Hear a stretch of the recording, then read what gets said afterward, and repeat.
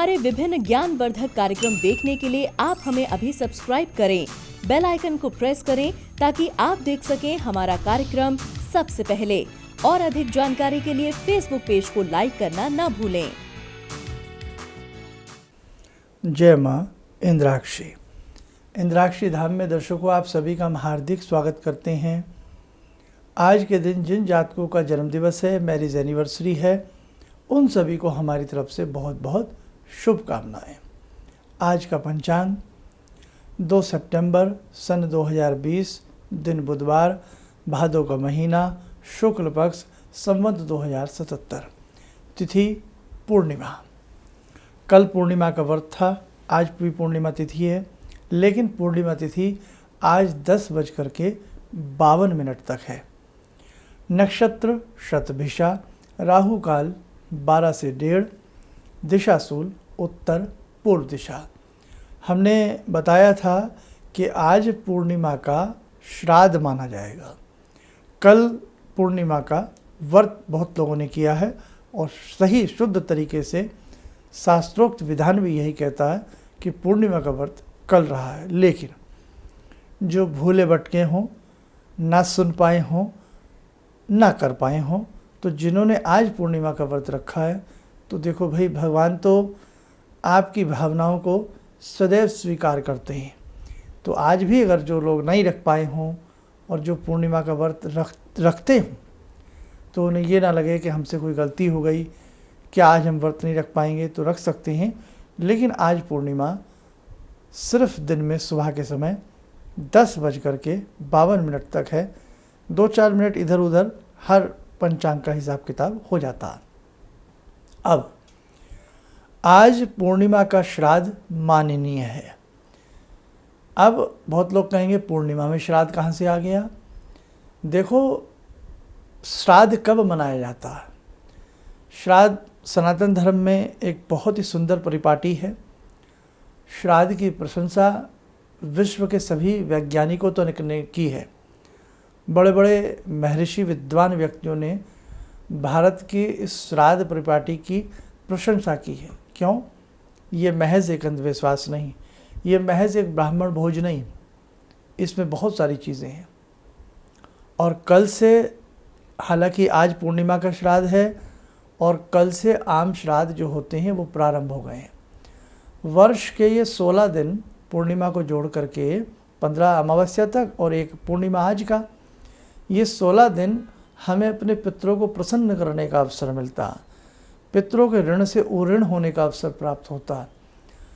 शास्त्रों में 3 प्रकार के ऋण हैं, देव ऋण, ऋषि ऋण और पितृ ऋण। तो पितृ हमें क्या नहीं देते? जिनके माता पिता संसार में नहीं हैं, उन्होंने अपने बच्चों को क्या नहीं दिया? इन 16 दिनों में हम अपने पूर्वजों को याद करते हैं, अपने पितरों को याद करते हैं, अपने माता पिता को याद करते हैं। माता पिता के नाम से ब्राह्मण को भोजन करा देना, किसी को दान दे देना, कहीं कुआं, बावड़ी, तालाब बनवा देना, कोई बुरी बात नहीं है। ये अंधविश्वास नहीं है, ये एक श्रेष्ठतम विचार है, ये एक श्रेष्ठतम भावना है अपनों के प्रति। समझे? ये कोई अंधविश्वास नहीं है। कोई भी लोग मुस्कुरा दे, कोई भी उपहास कर दे, कोई भी अंधविश्वास कर दे, क्यों साहब? आप भूल जाइए अपने माता पिता को मरने के बाद। हम तो नहीं भूल सकते, हम क्यों भूलें? हम तो जीते जी भी अपने कलेजे से लगाएंगे और मरने के बाद भी लगाएंगे, हम क्यों बोलें? ये प्रेरणा देता है हमारा श्राद्ध, पूरे विश्व को प्रेरणा देता है। पूरे विश्व के किसी धर्म में ये चीज़ नहीं है जो सनातन धर्म में है। 16 दिन हमारे ऋषियों ने फिक्स कर दिए। ये वैसे 15, लेकिन पूर्णिमा को गिन के 16 बता रहा हूँ। ये 16 दिन फिक्स कर दिए कि बेटा, वैसे तो तुम याद करो ना करो, पर कम से कम इन 16 दिनों में तो उन्हें याद कर लेना जिन्होंने तुम्हें ये देह दी है, जिन्होंने तुम्हें अपना नाम दिया है, अपना गोत्र दिया है, अपनी वंशावली में जिन्होंने तुम्हें शामिल किया है। समझे आप? माँ के गर्भ से ही शहीद पैदा होते हैं, माँ के गर्भ से ही ऋषि पैदा होते हैं, माँ के गर्भ से ही हम जैसे तुम जैसे पैदा होते हैं। माँ ना हो तो कोई जन्म नहीं ले सकता। इसीलिए ये ऋण हम कभी उतार नहीं सकते। ये 15 दिन चूक मत जाना मेरे दर्शकों। तो आज 11 बजे से पहले पहले हम 1, 2, 3 ब्राह्मणों को भोज करा सकते हैं। और जिनके पितरों का श्राद्ध प्रतिपदा को होता है, प्रतिपदा को पड़वा भी कहते हैं, तो वो कल करिए। द्वितीया परसों है, तृतीया उससे अगले दिन है। इस बार कोई भी किसी भी तिथि का हास नहीं है, कोई तिथि कमज़ोर नहीं पड़ रही है। अमावस्या ग्रंथरु। अब श्राद्ध किस तिथि में किया जाए? वैसे तो मैं एक इसके लिए स्वतंत्र वीडियो आपको शायद आज ही आपको मिल जाएगी। जिस तिथि में कोई मरता है उस तिथि में श्राद्ध नहीं होता।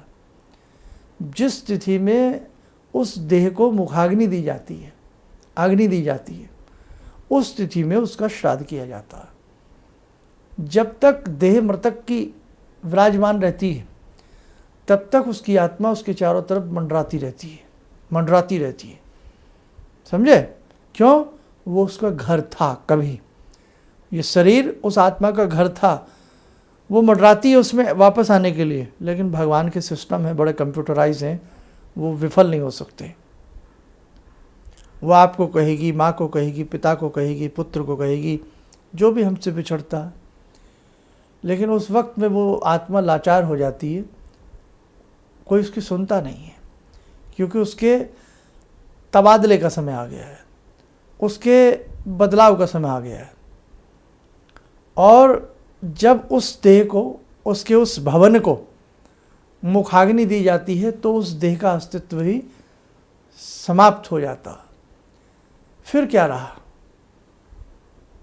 जिस रूप में, जिस शक्ल में, जिस नाम में वो आत्मा बसती थी, उसका अस्तित्व भी नहीं रहा, अग्नि साथ हो जाता। फिर वो चंद्रलोक से ऊपर यमलोक होता है, वहाँ उसका वास होता है। ये सब कागजी बातें नहीं हैं, ये सब अंधविश्वास की बातें नहीं हैं। कभी हमारे सेमिनार में आइएगा तो बहुत सारी चीज़ें आपको हम बताएंगे। वहाँ वो चली जाती है। फिर जहाँ उसको देह मिलती है, जिस वीर्य और रज की सहायता से उसका अगला जन्म होता है, उत्पत्ति होती बाल रूप में, वो वहाँ चली जाती। कहने का भाव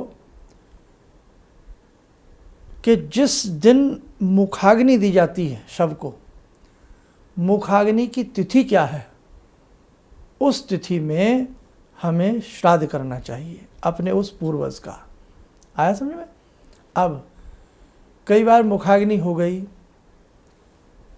लेकिन तिथि याद नहीं है कि साहब कब करें, तो ऐसी स्थिति में अमावस्या की तिथि ली जाती है। समझे आप? बस ये ध्यान रखें। 1 लोटा जल, स्टील का लोटा, लोह पात्र, उसमें काले तिल, थोड़ा मीठा डाल करके, ये आज से सुबह देना। आज मेरा कार्यक्रम सुबह 7 बजे से शुरू होता है, लेकिन जिसने रात को देखा है तो भाई कल से प्रारंभ कर लेना। कल पहला श्राद्ध है, आज तो पूर्णिमा का श्राद्ध है। कल प्रतिपदा का प्रथम श्राद्ध से लेकर के अमावस्या तक 1 लोटा जल में चीनी, काले तिल मिला करके दक्षिण दिशा में अपने पितरों को याद करके दे देना। बहुत उनका आपको आशीर्वाद मिलेगा। पितृ हमारी सुरक्षा करते हैं, पितृ हमारी रक्षा करते हैं। कई बार हम गाड़ी के नीचे आते आते बच जाते हैं, कई बार कोई महाशक्ति पानी में डूबते डूबते हमें उछाल करके दूर फेंक देती है। कारण समझ में नहीं आता कि हम तो डूब गए थे, हम तो मर गए थे, गाड़ी के नीचे आ गए थे, कट गए थे, लेकिन पता नहीं क्या हुआ, हम वहाँ पड़े पाए गए। किस महाशक्ति ने हमें बाहर खींच करके फेंक दिया। अलौकिक जगत में न जाने कितनी आश्चर्यजनक क्रियाएं होती हैं। प्रत्यक्ष रूप से ना सही, अप्रत्यक्ष रूप से हमारे पितृ हमारी रक्षा करते हैं। ऐसे लाखों उदाहरण हैं, साक्षात जिन्होंने इस चीज़ को अनुभव किया। तो आपको ये भूलना नहीं चाहिए। ज्योतिष प्रकरण में पितृदोष भी होता है, मातुल दोष होता है। शनि सूर्य की युति से, शनि चंद्र की युति से नाना भांति के इस प्रकार के पितृदोष लगते हैं। उससे भी हम ओऋण हो जाते हैं, बच जाते हैं, अगर हम पितरों के निमित्त कुछ शानदार अपनी भावना करते हैं। और ब्राह्मण भोज इसमें प्रचलित है। ब्राह्मण को ही भोजन क्यों? क्योंकि ये भोजन हर व्यक्ति डाइजेस्ट नहीं कर सकता। और ब्राह्मण हर ब्राह्मण नहीं, सात्विक ब्राह्मण। ब्राह्मण किसको कहा गया है? जो सात्विक हो, सदाचारी हो, पंडित, विद्वंता के नाम को पंडित कहा जाता। अब कहने को कोई कुछ भी कह ले अपने आप को, मैं नहीं कह सकता, लेकिन बहुत सारी बातें हैं जो आज समाज में धूमिल होती जा रही हैं। बहुत सारे विचार हैं जो आज मिटते जा रहे हैं। हमें अपनी सभ्यता, अपने विचारों पर पुनः विचार करना होगा और अपने सत्य सनातन धर्म में जो बातें ऋषियों ने हमें बताई हैं उन पे अगाध विश्वास हमें करना होगा। आज हर व्यक्ति उदास, हर व्यक्ति परेशान, हर व्यक्ति खामोश, रिश्ते तार, मृदुलता की समाप्ति। लक्ष्मी है, लक्ष्मी है, वैभवता नहीं है, खुशहाली नहीं है आपके घर में। लक्ष्मी है, पैसा सबके पास है, सबकी जेब में है, थोड़ा ज़्यादा सबके पास है, लेकिन आज वैभवता नहीं है। आज खुशहाली छिन गई है, बच्चों का बचपन लुट गया है, जवानों की जवानी ख़त्म हो गई है, बुढ़ापे का आशीर्वाद और आनंद चिंताओं में डूब गया है। ये वास्तविकता है, ये किसी से छिपा नहीं है। आज कोई किसी से बात करके राज़ी नहीं है, आज कोई किसी की खुशी में शरीक होकर शामिल नहीं है। गम और दुख की बात तो छोड़ दीजिएगा, मशीनें भी दाह संस्कार की ऑटोमेटिक आ गई हैं, रोने वाले किराए पे मिलने लगे हैं। क्या समय आ गया, सोचो। खैर देखो, बस मैं तो यही कह सकता हूँ, आप मेरे अपने हैं, बहुत अजीज़ हैं, मैं आपसे बहुत प्रेम करता हूँ और मैंने कल भी कहा था कि आप मुझसे भी ज़्यादा मुझसे प्रेम करते हैं। आप हमसे जुड़िए। दीक्षा के लिए बहुत लोग चिपट जाते हैं, बहुत लोग पत्र डाल देते हैं, लेकिन गुरु पात्र को ढूंढता है। जैसे एक शिष्य अपने गुरु में बहुत सारी चीज़ें ढूंढता है ना, ढूंढनी भी चाहिए। श्रीमद् भागवत गीता में भगवान कृष्ण ने कहीं पर भी ऐसा आलेख नहीं किया है, ऐसा वाक्यांश नहीं बोला है कि गुरु के वस्त्र कैसे हों, कहीं नहीं बोला। गुरु का आचरण कैसा हो, उस पर श्री भगवान कृष्ण ने, योगीराज महाराज ने जोर दिया। तो आप लोगों के बहुत पत्र मिलते हैं, ऐसी चीज़ें मिलती हैं, तो उसके लिए मैं बता दूंगा, समय आने दो, आप घबराइए मत जो हमसे जुड़ना चाहते हैं। लेकिन हमारे इस कार्यक्रम के माध्यम से आप जुड़ जाइए, ताकि समय समय पर जो भी है, चाहे हम आपको डांटें, कुछ भी कहें, कटु बोलें, लेकिन ये हम आपके भले के लिए बोलते हैं। ये हम अपने धर्म में लोगों का विश्वास जगे, अपने धर्म की ओर हम लौटें, सुबह के भटके शाम को घर लौटें, इसलिए बोलते हैं, समझे। तो आप जुड़े रहिए, अच्छे रहेंगे, आप घबराओ मत, आप नुकसान में नहीं रहोगे, आप फ़ायदे में रहोगे। और कल से जैसे हमने बताया 16 दिन ये जल की व्यवस्था, 15 दिन रखें अपने पितरों के नाम से, पुत्र दे। और एक चीज़ और है कि जिस महिला के संतान ना हो और पति संसार में ना हो, तो क्या वो श्राद्ध कर सकती है? या कर सकती है। पत्नी पति के लिए श्राद्ध कर सकती है, शास्त्र कहता, बिल्कुल कर सकती है। बस जब कोई है ही नहीं तो कौन करेगा, कर सकती है, कोई दिक्कत नहीं। और बहुत सारे सवाल जवाब आपके कमेंट्स में हमें मिलेंगे, हम उन्हें देने का समय समय पे पूरा प्रयास करेंगे। आइए दर्शकों, समय चला आज की ध्यानमाला का। आज की ध्यानमाला में हम जुड़ते हैं भगवान श्री राम से। ओम रामो राजमणि सदा विजयते, रामं रमे संभजे, रामेण विहता निशाचरचमू, रामाय तस्मै नमः। रामानास्ति परायणं परतरं, रामस्य दासोऽम्यहम्। रामे चित्तलया सदा भवतु मे, भो राम मामुद्धर।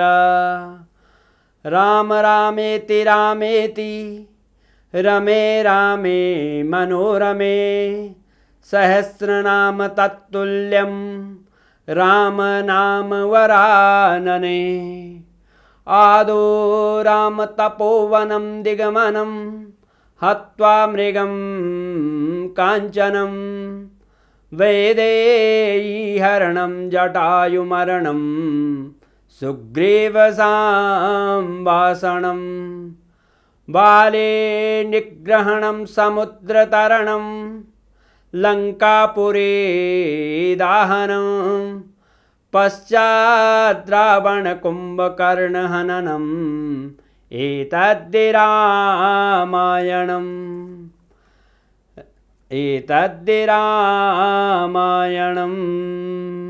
कवच बना लें। ध्यान रखें, राम जी का आशीर्वाद हम सबके ऊपर बरस रहा है।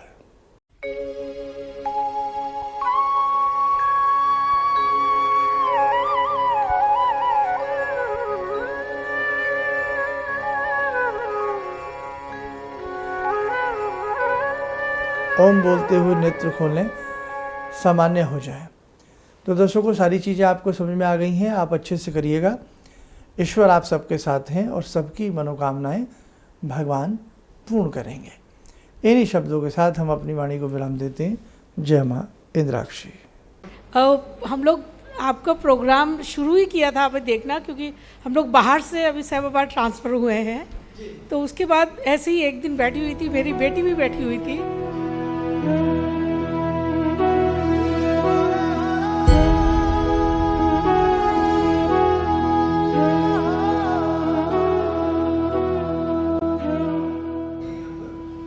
उस टाइम उसके बाद जॉब नहीं थी। थोड़ा टाइम उसने जॉब छोड़ी। मैंने एकदम से बोला उसको कि तुम ये लगाओ फ़ोन, और पहली बार ही में ही उसका आपके साथ फ़ोन लग गया। पहली बार ही उसका फ़ोन लगा और आपने कहा कि उसको बहुत अच्छी नौकरी मिलेगी, और थोड़े दिन बाद ही उसको बहुत अच्छी नौकरी मिल गई और वो बहुत अच्छी नौकरी कर रही है। धन्यवाद बहुत इसके लिए। किसी भी समस्या के समाधान के लिए मिले प्रसिद्ध हस्तरेखा एवं वास्तु विशेषज्ञ प्रोफेसर धर्मेंद्र शर्मा जी से। नोट: शिविर में भाग लेने हेतु एवं व्यक्तिगत रूप से मिलने के लिए कॉल करने का समय सुबह 10 बजे से शाम 6 बजे तक। हमारे विभिन्न ज्ञानवर्धक कार्यक्रम देखने के लिए आप हमें अभी सब्सक्राइब करें, बेल आइकन को प्रेस करें ताकि आप देख सकें हमारा कार्यक्रम सबसे पहले। और अधिक जानकारी के लिए फेसबुक पेज को लाइक करना न भूलें।